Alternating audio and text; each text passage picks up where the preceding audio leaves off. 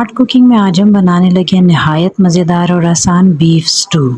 2 अदद दरमियाने साइज़ की प्याज को 1 कप ऑयल में हमने फ्राई होने के लिए रख दिया। जैसे इसके किनारे सुनहरे होने लगेंगे तो हम इसमें धुला हुआ आधा किलो बीफ डाल देंगे। गोश्त का रंग बदलने तक हमने इसे तलना है और इस दौरान हम इसमें अदरक और लहसुन का पेस्ट 1 खाने का चम्मच भर के अदरक लहसुन का पेस्ट इसमें शामिल करेंगे और 1 चम्मच नमक डाल देंगे। जब गोश्त तल लिया जाए, इसका पानी खुश्क हो जाए, रंग बदल जाए तो अब इसमें डालेंगे 15 से 20 साबुत लाल मिर्च, तकरीबन 8 लहसुन के जवे बारीक कटे हुए और साबुत गरम मसाला जिसमें सफ़ेद ज़ीरा शामिल है 1 चमची और 1 दालचीनी का टुकड़ा, चंद स्याह मिर्च के दाने और बड़ी इलायची 2 अदद। 1 छोटी चमची पिसा हुआ धनिया डालकर इसमें पानी डाल देंगे और गोश्त को गलने के लिए रख देंगे। ये देखिए कुछ देर में गोश्त गल भी गया है और इसमें पानी भी बहुत कम है जिसे अब हम खुश्क करके भूनेंगे। इस स्टेज पर हमने कटे हुए टमाटर शामिल करने हैं।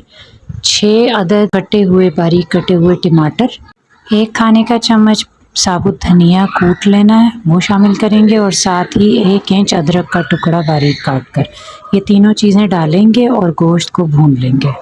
आप देखेंगे भूनने के दौरान गोश्त में बहुत अच्छी सी खुशबू आ रही होगी, स्टू का अरोमा इसमें से आना शुरू हो जाएगा।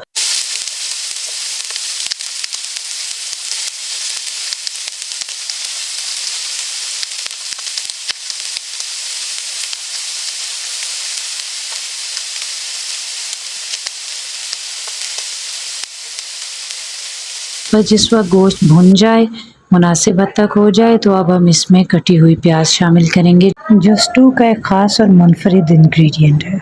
4 अदद बड़े साइज़ की प्याज, आधा किलो गोश्त का हम बना रहे हैं तो आधा किलो में हम 4 अदद बड़े साइज़ की प्याज को बारीक काट लेंगे। जिस वक्त गोश्त भुन जाएगा, घी छोड़ देगा, अब हम इसमें वो प्याज डालकर साथ कटी हुई हरी मिर्चें और हरा धनिया डालकर इसको दरमियानी हल्की आंच पे, बिल्कुल दम की आंच नहीं करनी क्योंकि प्याज पानी छोड़ेगी और फिर वो पानी भी हमें थोड़ा सा कम करना होगा, गोश्त में से पानी नहीं रखना हमें इसके अंदर।